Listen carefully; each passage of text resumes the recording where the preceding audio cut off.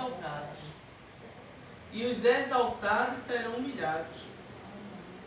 A Bíblia também fala assim, que Deus, a um ele abate, e a outro ele exalta. Então Deus, mas antes de ir para o versículo 7, eu quero dar logo um pulinho aqui no 3. Deus, ele é aquele que vai fazer uma coisa nova. Mas para Deus ele fazer, ele quer olhar para mim e para você. Ele quer olhar para dentro de mim e de você. Aí aqui no capítulo 1, versículo 3, depois a gente vai pular para o 7. Diz assim: o Senhor é tardio em irar-se, mas grande em poder, e ao culpado não tem por inocente. O Senhor tem o seu caminho na tormenta e na tempestade, e as nuvens são o pó dos seus pés. Poxa. As nuvens são o pó dos seus pés. O que é que Deus está falando nessa noite? O título já disse: a vingança é de Deus contra os seus inimigos. É Deus que vai se levantar contra os nossos inimigos. Mas para Deus ir tomar à frente da minha vida, da tua vida, é necessário que a nossa vida, o nosso caminho esteja na mão de quem? De Deus. Como ele falou aqui, que o caminho, o Senhor, aleluia, o Senhor não tem o seu caminho na tormenta e na tempestade, e as nuvens são o pó dos seus pés.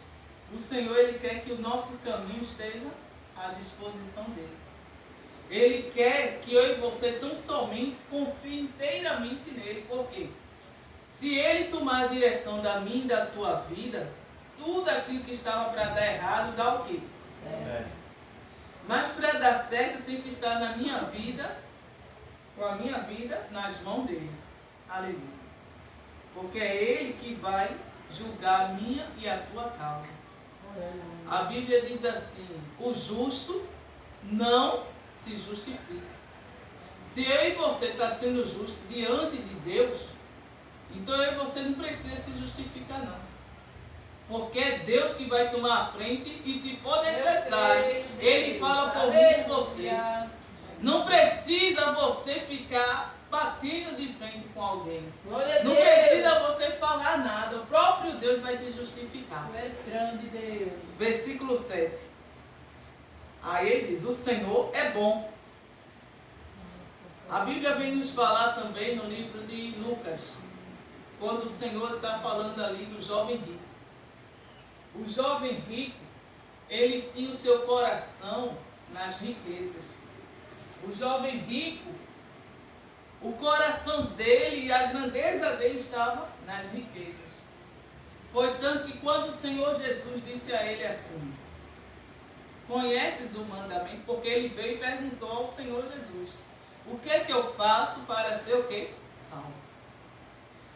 Aí o Senhor Jesus olhou para ele e disse: conheces os mandamentos? Ele perguntou logo o quê? Conhece os mandamentos. Aí aquele jovem disse: conheço. Desde a minha mocidade que minha mãe me ensinou. Ele estava querendo dizer isso. Eu conheço todo o mandamento. Então o Senhor Jesus, naquele momento, parou e olhou para dentro dele. Porque o Senhor Jesus, ele conhece o nosso coração. Ele sonda o nosso pensamento e o nosso coração. Aleluia. Então ali o Senhor Jesus olhou para aquele jovem e disse: já que tu conheces todos os mandamentos, só te falta uma coisa para tu ser salvo. Glória a Deus. Aleluia. Aí o Senhor Jesus olhou para ele e disse isso. E ele disse: o que, mestre? Aí o Senhor Jesus disse: vende tudo que tu tens e dá aos pobres. Aleluia. Glória Aquele a Deus. jovem, quando escutou aquela palavra, ele já foi saindo de quê? Foi se saindo de fininho, né? Abaixou a cabeça. Eu estou andando assim de ré porque para poder ficar mais fácil para ele seguir, né? A abaixou logo a cabeça e saiu ali de fininho. Por quê? O Senhor Jesus, ele viu ali que o coração daquele homem estava nas riquezas. A palavra do Senhor, ela diz, no livro de Mateus 6,33, ele diz assim: buscai ao Senhor em primeiro lugar. Quer dizer, temos que colocar Deus em primeiro lugar. Buscai ao Senhor de todo o teu coração. Coloca Deus em primeiro lugar na tua vida. Buscai ao Senhor, porque o tempo é chegado, gente. É chegado o tempo da gente estar buscando cada vez mais a presença do nosso Deus. Buscai ao Senhor em primeiro lugar e a sua justiça, e as demais coisas vão ser o quê? Acrescentadas. Mas aquele jovem, quando o Senhor Jesus tocou ali, onde estava a riqueza dele, onde estava ali o tesouro dele, porque o Senhor Jesus, ele está procurando os verdadeiros adoradores, que o adorem em espírito e em verdade. Então ele sonda o nosso pensamento e o nosso coração. Mas ele quer de mim e de você, quer que o nosso coração esteja nele. Não quer que o nosso coração esteja em riqueza, não quer que o nosso coração esteja no homem, na mulher, não quer que o nosso coração esteja num carro, numa moto, numa casa. Não! Ele quer estar em primeiro lugar em nossa vida. Se ele estiver em primeiro lugar, tudo aquilo que está faltando, ele vai acrescentar. Glória a Deus, aleluia. Mas aquele jovem rico, quando ele perguntou: o que faço para ser salvo? Então aquele jovem disse: o que é que eu posso fazer para ser salvo? E o Senhor Jesus olhou: já conhece os mandamentos? Já conheço os mandamentos desde a minha infância. Então o Senhor Jesus olhou para dentro dele e viu o quê? Que tinha algo que estava no local, no lugar do Senhor Jesus. Quem está no teu coração? Quem está no teu coração? Glória a Deus. É um filho? É a mãe? É o pai? É o marido? Quem está no teu coração? É as riquezas? É a casa? Aleluia. Porque quem tem que estar em primeiro lugar em nosso coração é o Senhor Jesus Cristo. Quando Ele olha para mim e para você, igreja, e vê que o local dele está ocupado, então Ele olha para mim e para você e não vê ali a primeira adoração a Ele. Porque quando eu e você vem para a casa do Senhor, não só para a casa dele, até na nossa casa mesmo, temos que mostrar para Deus que Ele está em primeiro lugar. Não é o dinheiro, não é o trabalho, não é as riquezas, não é o que eu e você tem, não.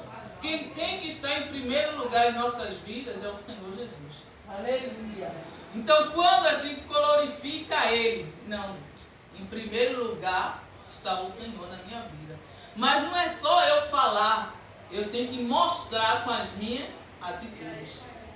Eu tenho que mostrar para Ele que Ele está em primeiro lugar. Eu tenho que mostrar para Deus que eu dependo dEle. Eu tenho que mostrar para Ele, igreja, que sem Ele nada eu posso fazer. Então o versículo 7 aqui, quero que vocês prestem bem atenção. O Senhor é bom. O Senhor é bom. Ele serve de fortaleza no dia da angústia. Mas eu quero dar uma mastigada nesse outros detalhes aqui. O Senhor é bom. Quando eu falei do jovem rico, é porque quando aquele jovem foi para falar com o Senhor Jesus, ele disse logo: bom mestre. Ele falou: bom mestre. Aí o Senhor Jesus já rebateu aí. Bom? Por que tu me chama de bom? Bom é o meu Pai que está no céu. Você pode até dizer: ah, mas fulano é tão boa. Aqui na terra não tem ninguém. Bom é o nosso Deus. Aleluia. É o Deus Todo-Poderoso que deu seu Filho unigênito para morrer na cruz por nós. Bom é Deus. Aleluia.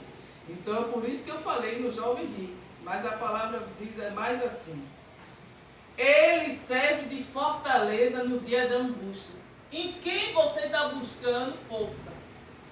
Em quem você está se fortalecendo? Glória a Deus. Ah, estou me fortalecendo no dinheiro que eu tenho. No dinheiro que você tem. Na qual as riquezas aqui dessa terra, a traça vem, o ladrão vem e leva tudo. E a traça come. A Bíblia vem nos dizer no livro de Mateus também que a gente não deve adquirir riquezas aqui na terra, não. A gente temos que colocar a nossa riqueza no céu. Porque lá o ladrão não vai roubar, a traça não vai acabar com tudo. Então o nosso coração, a nossa riqueza tem que estar lá no céu. Que lá sim, lá a gente vai ter tudo que a gente precisa. Lá a gente não vai sentir mais dor, não vai ter mais lágrimas, não vai ter mais tristeza, vai ser só alegria.